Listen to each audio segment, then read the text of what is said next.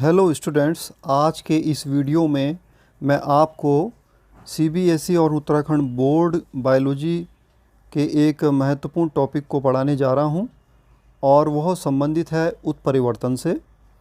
उत्परिवर्तन या जिसे हम म्यूटेशन भी कहते हैं।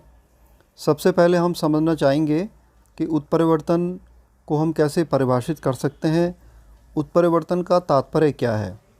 बच्चों, यहाँ पर आपको मैं 4 प्रकार से समझाने जा रहा हूँ कि किस तरह से हम उत्परिवर्तन को समझ सकते हैं। प्रथम परिभाषा जो आपको इस स्क्रीन पर दिखाई दे रही है वह है जीवों में होने वाले सहसा वंशानुगत परिवर्तन उत्परिवर्तन कहलाते हैं। अर्थात किसी भी जीव में सहसा या अचानक होने वाला परिवर्तन जो कि वंशानुगत हो। वंशानुगत का अर्थ है कि एक पीढ़ी से दूसरी पीढ़ी तक जो पहुंच जाए वह परिवर्तन उत्परिवर्तन कहलाता है। वास्तव में यह परिभाषा जो उत्परिवर्तन के खोजकर्ता थे उनके सिद्धांत के अनुरूप दी गई है। उत्परिवर्तन के खोजकर्ता हंगरी के वैज्ञानिक ह्यूगो डी वेरिस थे, जिन्होंने ओइनोथेरा लैमार्कियाना नामक पौधे पर अपने कुछ ब्रीडिंग के प्रयोग किए थे और उन प्रयोगों के आधार पर उन्होंने उत्परिवर्तन की व्याख्या करी थी। तो मोटे तौर पर हम ये समझें कि उत्परिवर्तन अनिश्चित होते हैं क्योंकि ये सहसा उत्पन्न होते हैं, इनकी कोई निश्चितता नहीं होती है, ये इनडेफिनिट होते हैं, इनके उत्पन्न होने का कोई समय निश्चित नहीं होता है और ये ऐसे परिवर्तन होते हैं जो कि एक पीढ़ी से दूसरी पीढ़ी तक जाते हैं। दूसरी परिभाषा हम देखें कि डीएनए के अनुक्रम में परिवर्तन करने वाली घटना उत्परिवर्तन कहलाती है। उत्परिवर्तन सिद्धांत के प्रतिपादित होने के पश्चात फिर आनुवंशिकी में कई प्रकार की खोजें होती चली गई और उस प्रकार से फिर उत्परिवर्तन की परिभाषा भी मॉडिफाई होती चली गई।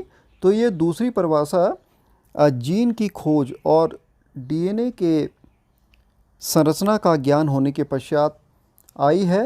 यह परिभाषा कहती है कि डीएनए के अनुक्रम में परिवर्तन करने वाली घटना उत्परिवर्तन कहलाती है।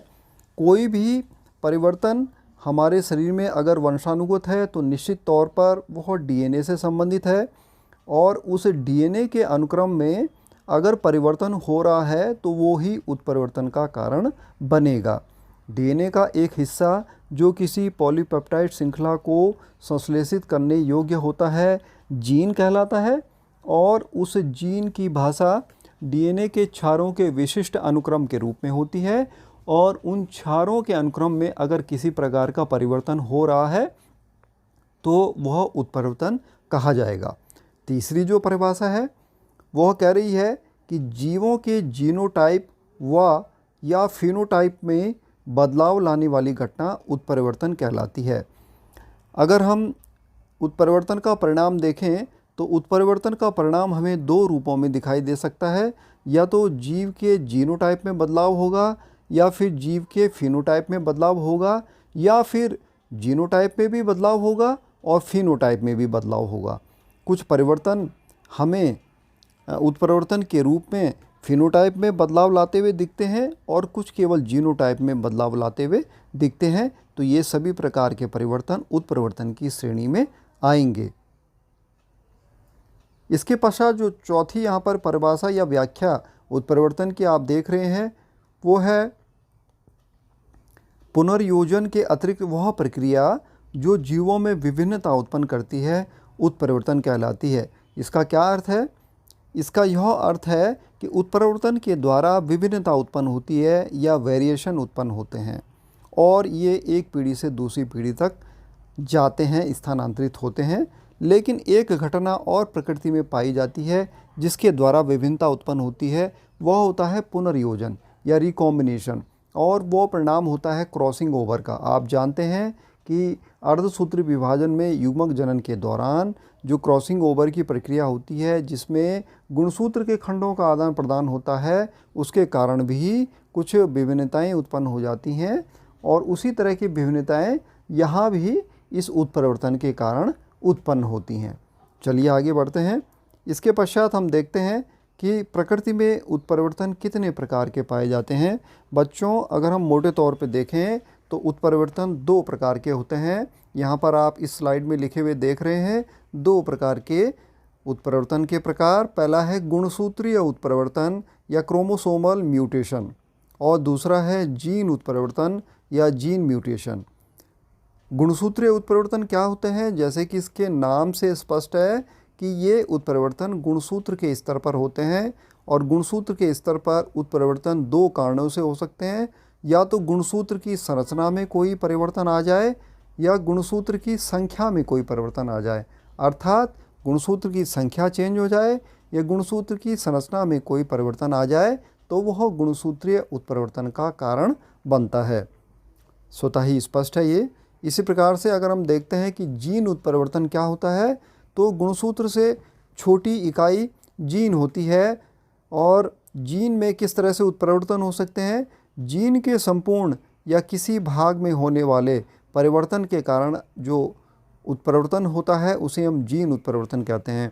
बच्चों, जीन में बदलाव अनेक स्तर पर हो सकते हैं। या तो संपूर्ण जीन ही चेंज हो जाए, या फिर जीन का कोई एक भाग या डीएनए का कोई एक अनुक्रम, क्षार का अनुक्रम बदल जाए या उसमें किसी तरह का परिवर्तन आ जाए तो वह जीन उत्परिवर्तन की श्रेणी में आता है।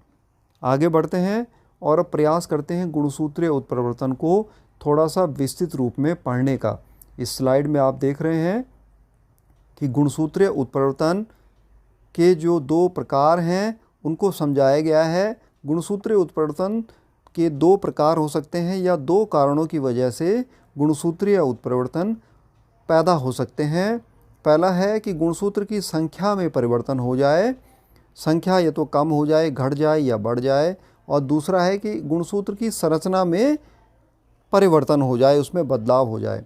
पहले देखते हैं कि गुणसूत्र की संख्या में परिवर्तन के कारण किस तरह से उत्परिवर्तन उत्पन्न होते हैं। बच्चों, गुणसूत्र की संख्या में परिवर्तन 2 रूपों में दृष्टिगोचर होते हैं। पहला कहलाता है असगुणिता या एन्यूप्लॉइडी, और दूसरा कहलाता है बहुगुणिता या पॉलीप्लॉइडी।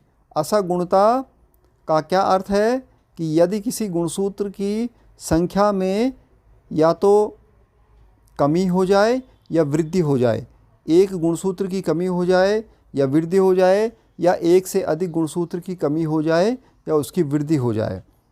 इसका कारण क्या है? कारण यहाँ पर मैंने लिखा है कि कोशिका विभाजन के समय क्रोमेटिड का एनाफेज में पृथक न हो पाना।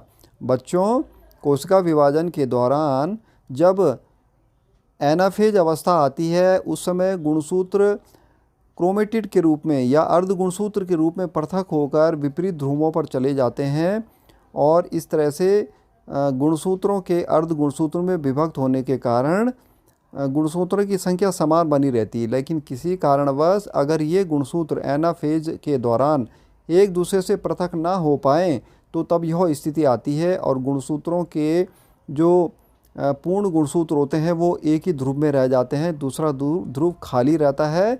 तो जो ध्रुव खाली रहता है वहाँ पर गुणसूत्रों की कमी हो जाती है। इस तरह से यह असगुणता हमें दिखाई देती है।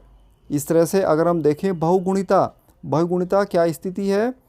इसमें संपूर्ण गुणसूत्र समुच्चय या सेट में वृद्धि हो जाती है। यानी अगर मानव के केस में हम देखें तो मानव के केस में गुणसूत्र के एक सेट में 46 गुणसूत्र पाए जाते हैं। तो वैसे ही अगर उस 46 गुणसूत्र के पूरे सेट में वृद्धि हो जाए, पूरे एक समुच्चय में वृद्धि हो जाए तो वह अवस्था या वह दशा बहुगुणिता कहलाती है। प्रायः यह बहुगुणिता पादपों में ही देखी जाती है, जंतुओं में इसके प्रमाण नहीं मिलते हैं। अब देखते हैं कि यह बहुगुणिता किस कारण होती है। बच्चों, कोशिका विभाजन में टीलोफेज जो अवस्था होती है उसके पश्चात जो कोशिका द्रव्य विभाजन होता है या साइटोकाइनेसिस होती है, अगर वह साइटोकाइनेसिस किसी प्रकार न हो पाए तो फिर उस अवस्था में यह बहुगुणिता उत्पन्न होती है, क्योंकि फिर एक कोशिका कि 2 कोशिकाएं नहीं बन पाती हैं और एक ही कोशिका में गुणसूत्रों के 2 सेट उत्पन्न हो जाते हैं और इस तरह से यह बहुगुणिता को जन्म देता है। लेकिन बच्चों फिर दोहरा दूं मैं कि बहुगुणिता जंतुओं में नहीं पाई जाती है, यह केवल पादपों में ही रिपोर्टेड है। इसके पश्चात देखते हैं जो दूसरी संभावना है गुणसूत्रीय उत्परिवर्तन की, वो है संरचना में परिवर्तन के कारण। यदि गुणसूत्र के स्ट्रक्चर में कोई बदलाव आ जाए तो किस तरह से गुणसूत्रीय उत्परिवर्तन हमें दिखाई देते हैं। पहला कारण है अल्पता या डेफिशिएंसी। यदि गुणसूत्र की किसी खंड का लोप हो जाए, गुणसूत्र का कोई खंड किसी तरह से टूट जाए, अलग हो जाए मुख्य गुणसूत्र से, तो फिर यह अल्पता उत्पन्न होती है जो गुणसूत्रीय उत्परिवर्तन का कारण बनता है। दूसरा जो कारण है वो है गुणन या डुप्लीकेशन, अर्थात अगर कोई अतिरिक्त खंड किसी क्रोमोसोम से या गुणसूत्र से जुड़ जाए तो वह गुणन नाम का गुणसूत्रीय उत्परिवर्तन उत्पन्न करता है। तीसरा है स्थानांतरण या ट्रांसलोकेशन। ट्रांसलोकेशन में क्या होता है कि यदि 2 असमजात खंडों का विनिमय हो जाए, सपोज किसी गुणसूत्र का एक खंड टूट जाए और किसी दूसरे असमजात गुणसूत्र का खंड उसकी जगह पर लग जाए, संलग्न हो जाए, तो इसे हम स्थानांतरण कहते हैं। यह भी गुणसूत्रीय उत्परिवर्तन का कारण बनता है। और चौथा जो कारण है उसको हम कहते हैं प्रतिलोमीकरण या इन्वर्जन। इस प्रतिलोमीकरण या इन्वर्जन में खंड का उल्टा घूम जाने के कारण गुणसूत्रीय उत्परिवर्तन पैदा होते हैं। अर्थात अगर कोई खंड लेफ़्ट से राइट की तरफ लगा हुआ है तो वो टूट कर राइट से लेफ़्ट की तरफ लग जाता है, उसका क्रम बदल जाता है और इस वजह से गुणसूत्रीय उत्परिवर्तन पैदा हो जाते हैं। तो यह हमने देखे कि किस तरह से गुणसूत्रीय उत्परिवर्तन अलग अलग कंडीशन में उत्पन्न होते हैं। अब हम देखते हैं इस स्लाइड में कि जीन उत्परिवर्तन, जो उत्परिवर्तन का दूसरा प्रकार है, वह कैसे अलग अलग तरह से हमें दिखाई देते हैं। पहला हम जीन उत्परिवर्तन में पढ़ने जा रहे हैं बिंदु उत्परिवर्तन या पॉइंट म्यूटेशन। बच्चों, बिंदु उत्परिवर्तन या पॉइंट म्यूटेशन क्या होता है? डीएनए के एकल क्षार युग्म में परिवर्तन। अगर डीएनए का कोई भी क्षार बदल जाए, उसमें परिवर्तन हो जाए, और परिवर्तन या बदलाव कैसे होगा उस क्षार में?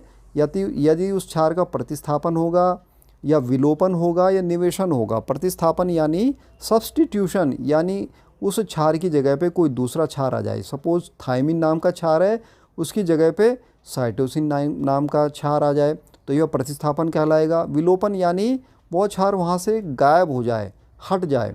और निवेशन यानी वहाँ पर कोई अतिरिक्त क्षार प्रवेश कर जाए। तो 3 ये दशाएं होती हैं जिसके कारण बिंदु उत्परिवर्तन पैदा हो सकते हैं।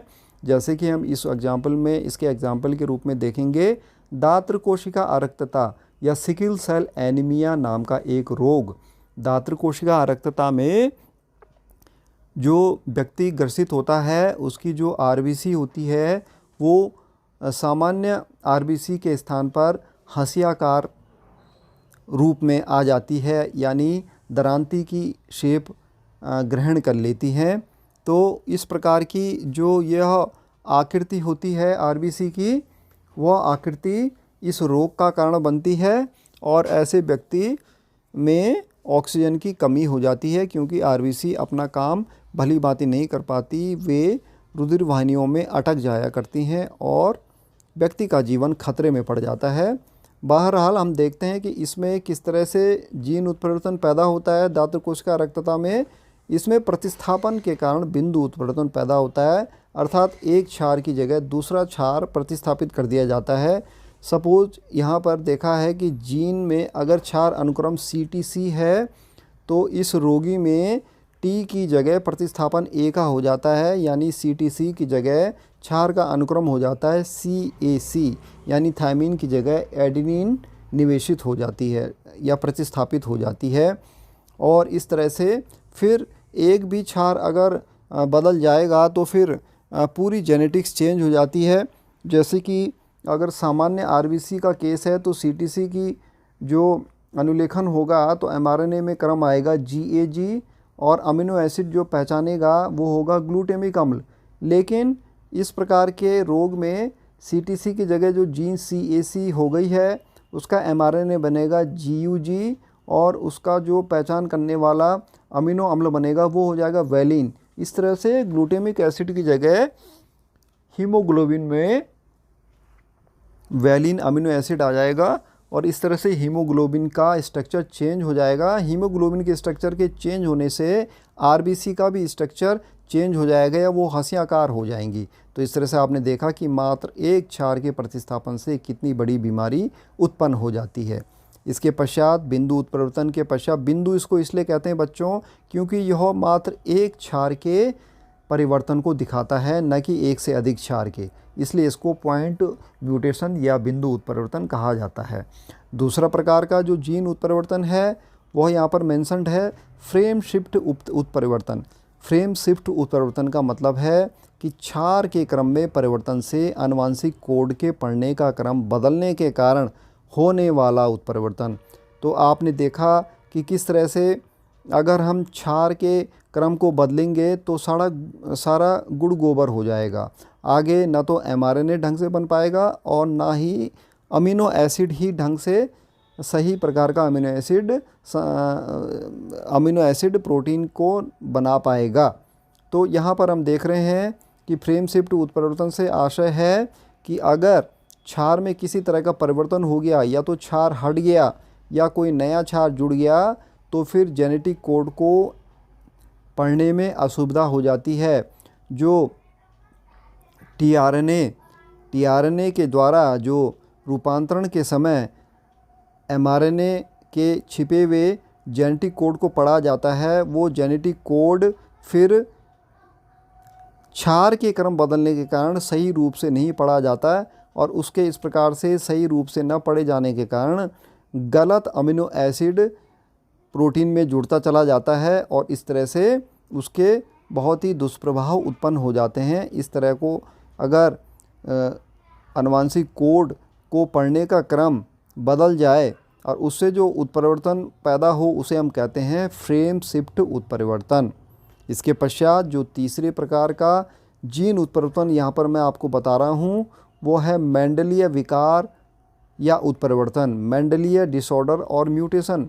बच्चों ये आपके सिलेबस में स्पेशली मेंशन्ड है। मेंडलीय विकार एक प्रकार का जीन उत्परिवर्तन होता है। इसमें मेंडलीय शब्द इसलिए आया है कि वे जीन उत्परिवर्तन जो कि मेंडल के सिद्धांतों के अनुरूप वंशानुगत होते हैं उन्हें हम मेंडलीय विकार कहते हैं, लेकिन यह एकल जीन के रूपांतरण के कारण होती हैं।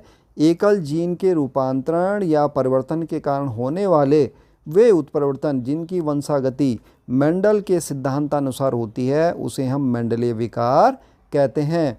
अर्थात इनकी वंशानुगति बिल्कुल मेंडल के सिद्धांत के अनुसार, नियमन के अनुसार एक पीढ़ी से दूसरी पीढ़ी तक देखी जाती है। तो मेंडलीय विकार एक जनरल टर्म है। अगर किसी भी प्रकार के जीन उत्परिवर्तन में मेंडल के नियमों का पालन होता है तो उसे मेंडलीय विकार कहते हैं।